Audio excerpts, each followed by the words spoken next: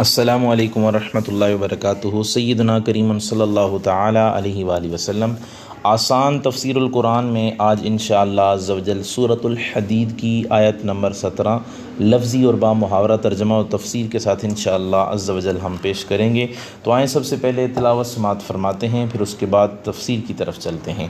اعوذ باللہ من الشیطان الرجیم، بسم اللہ الرحمن الرحیم۔ اعلموا ان اللہ یحیی الارض بعد موتها قد بینا لکم الآیات لعلکم تعقلون۔ جان لو اللہ تعالیٰ زندہ کر دیتا ہے زمین کو اس کے مرنے کے بعد، یعنی بنجر ہو جانے کے بعد اسے زرخیز کرتا ہے۔ ہم نے کھول کر بیان کر دی ہیں تمہارے لیے اپنی نشانیاں تاکہ تم سمجھو۔ علمو جان لو، ان اللہ بے شک اللہ تعالیٰ، یحیی زندہ کرتا ہے، الارض زمین کو، بعد موتہا اس کے مرنے کے بعد، قد بینا ہم نے کھول کر بیان کر دی ہیں، لکم تمہارے لیے، الآیاتی نشانیاں، لعلکم تاکہ تم تعقلون سمجھو۔ اب اسی آیہ مبارکہ کا ترجمہ ہم کنز العرفان سے بھی کر لیتے ہیں تاکہ اور آسانی ہو جائے۔ جان لو کہ اللہ زمین کو اس کے مرنے کے بعد زندہ کرتا ہے، بے شک ہم نے تمہارے لیے نشانیاں بیان فرما دیں تاکہ تم سمجھو۔ اب اس آیہ مبارکہ کو اگر غور سے دیکھا جائے تو اللہ تعالیٰ فرماتا ہے خوب جان لو اللہ تعالیٰ مردہ زمین پر ابر رحمت برساتا ہے اور انہیں زندہ کر دیتا ہے، یعنی مردہ زمین کو،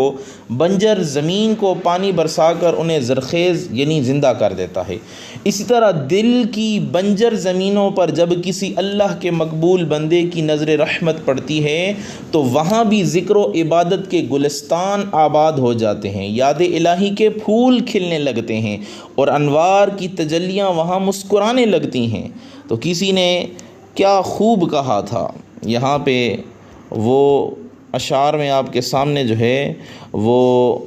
پیش کرتا چلوں، بلکہ کسی نے نہیں بلکہ بال جبریل میں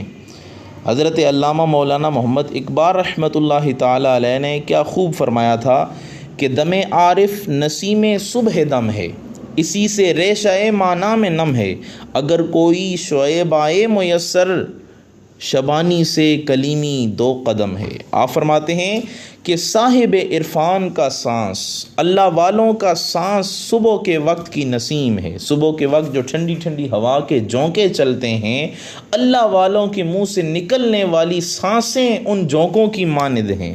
اسی سے حقیقت کے ریشے میں نمی پیدا ہوتی ہے، جس طرح صبح کی خنکی اور صبح کی ٹھنڈی ہوا سے پھل پھول پودے اگتے ہیں، اسی طرح اللہ والوں کے منہ سے نکلنے والی صدا سے جو ہے مردہ دل جو ہے وہ زندہ ہوتے ہیں، مردہ دل جو ہے وہ زرخیز ہوتے ہیں، مردہ دل جو ہیں وہ شادابی پاتے ہیں، اللہ تعالیٰ کی یاد میں سرشار ہوتے ہیں۔ اگر حضرت شعیب جیسا مربی، مرشد اور رہنما مل جائے تو گلہ بانی کرتے ہوئے یعنی بکریاں چراتے ہوئے حضرت کلیم اللہ کی طرح نبوت کے درجے پر پہنچ جاتا ہے، یعنی کلیمی کے درجے پہ پہنچ جاتا ہے کہ وہ اللہ سے ہم کلام ہو جاتا ہے، اللہ سے گفتگو کرنا شروع ہو جاتا ہے۔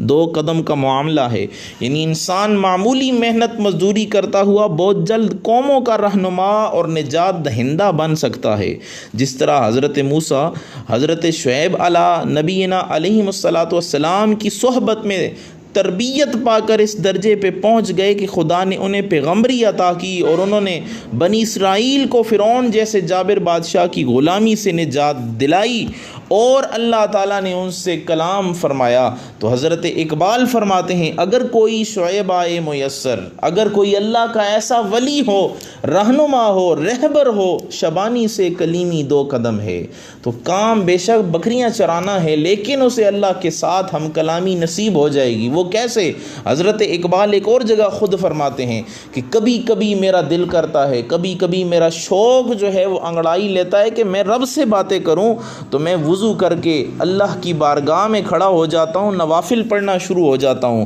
گویا میں رب سے باتیں کر رہا ہوں۔ اور کبھی کبھی میرا دل یہ انگڑائی لیتا ہے کہ رب مجھ سے باتیں کرے، تو میں وضو کر کے اللہ کی لاریب کتاب کو سامنے رکھ کے اس کی تلاوت کرنا شروع ہو جاتا ہوں، اس کو سمجھنا شروع ہو جاتا ہوں، اور یوں سمجھتا ہوں کہ اب رب مجھ سے محو کلام ہے، اب رب مجھ سے باتیں کر رہا ہے، اور میں ہمتاً گوش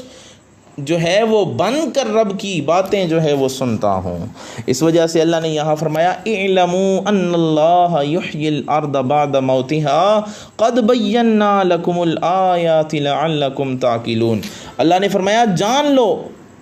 اللہ زمین کو اس کے مرنے کے بعد زندہ کرتا ہے، یعنی اے لوگو تم جان لو کہ زمین میں خشک ہو جانے کے بعد اللہ تعالیٰ بارش برسا کر سبزہ اگا کر زمین کو زندہ کرتا ہے، اور ایسے ہی دلوں کو سخت ہو جانے کے بعد نرم کرتا ہے، انہیں علم و حکمت سے زندگی عطا فرماتا ہے۔ بعد مفسرین نے فرمایا یہ ذکر کے دلوں میں اثر کرنے کی ایک مثال ہے، جس طرح بارش سے زمین کو زندگی حاصل ہوتی ہے، ایسے ہی اللہ تعالیٰ کے ذکر سے دل جو ہے وہ زندہ ہوتے ہیں۔ اور کبھی کبھی اللہ والوں کی ایک نصیحت بھی انسان کو جو ہے وہ آر سے پار کر دیتی ہے۔ کبھی کبھی حکمت کا ایک بول ان الفاظ میں اتنی تاثیر ہوتی ہے کہ انسان کی کایا پلٹ جاتی ہے وہ الفاظ سن کر۔ اسی وجہ سے حضرت عبداللہ بن مسعود رضی اللہ تعالیٰ عنہ فرمایا کرتے تھے کہ نعم المجالس یا نعم المجلس الذی تنتشر فیہ الحکمہ، کہ بہترین مجلسوں میں سے مجلس وہ ہے کہ جہاں حکمت کے کلمے تقسیم ہوتے ہیں، جہاں حکمتیں تقسیم کی جاتی ہیں۔ اور اسی طرح حضور علیہ الصلوۃ والسلام نے بھی کیا ارشاد فرمایا، الکلمۃ الحکمۃ دالۃ المومن۔ حضور علیہ الصلوۃ والسلام نے فرمایا کہ حکمت کی بات جو ہے وہ مومن کی گمشدہ میراث ہے، فحیث وجدہا فہو احق بہا، پس مومن جہاں کہیں اسے پائے تو اسے چاہیے کہ وہ اس کا زیادہ حقدار ہے، اسے اٹھا لے، اسے چن لے، اپنے پلے باندھ لے۔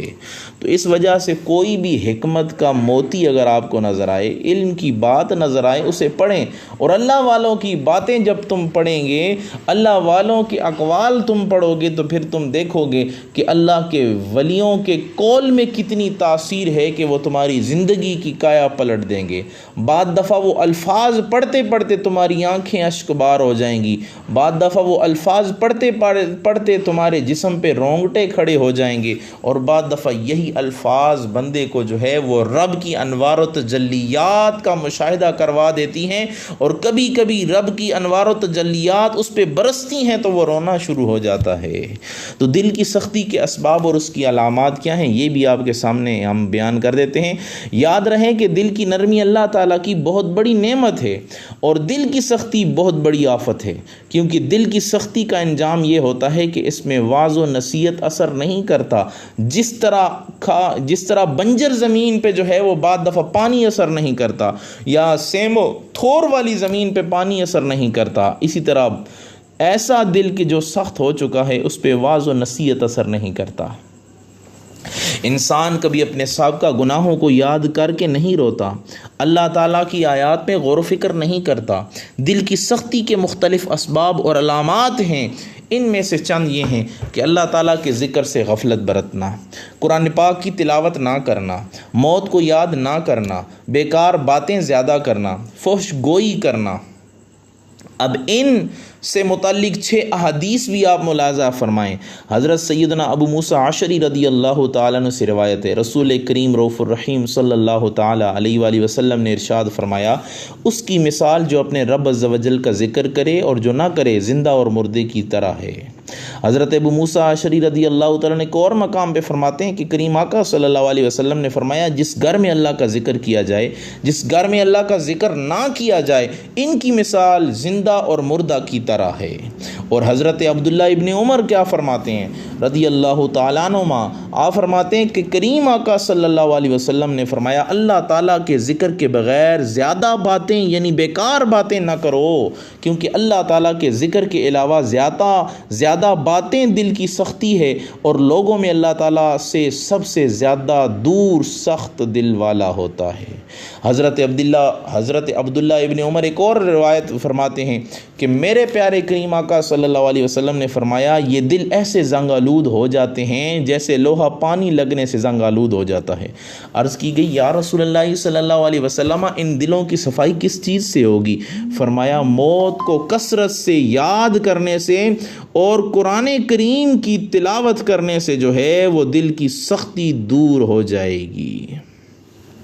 دل کا زنگ اتر جائے گا۔ ایک اور مقام پہ یعنی روایت نمبر 5 حضرت ربیع بن انس رضی اللہ تعالیٰ عنہ سے روایت ہے، سرکار دو عالم نور مجسم شاہ بنی آدم صلی اللہ علیہ وسلم نے فرمایا دنیا سے بے رغبت ہونے اور آخرت کی طرف راغب ہونے کے لیے موت کو یاد کرنا کافی ہے۔ حضرت ابو ہریرہ رضی اللہ تعالیٰ عنہ کا فرمان جو آپ نے حضور علیہ الصلوۃ والسلام کی بارگاہ اقدس سے سنا، آپ فرماتے ہیں شرم و حیا ایمان سے ہے، ایمان جنت میں ہے اور فحش گوئی سخت دلی ہے سے ہے اور سخت دلی آگ میں ہے۔ تو اللہ تعالیٰ ہمیں دل کی سختی سے محفوظ فرمائے اور دل کی نرمی عطا فرمائے۔ اور یہ جو آخری آیت ہے، اسی آیت کے آخری جو حصے ہیں قد بینا لکم الآیات، بے شک ہم نے تمہارے لیے نشانیاں بیان فرما دیں۔ ارشاد فرمایا اے لوگو بے شک ہم نے تمہارے لیے اپنی وحدانیت اور قدرت پر دلالت کرنے والی نشانیاں بیان فرما دیں تاکہ تم ان سے اللہ تعالیٰ کی قدرت کو سمجھو اور ان نشانیوں کے تقاضوں کے مطابق عمل کر کے دنیا و آخرت میں کامیاب ہو جاؤ۔ اللہ سے دعا ہے اللہ عمل کی توفیق عطا فرمائے، آمین برحمتک یا ارحم الراحمین۔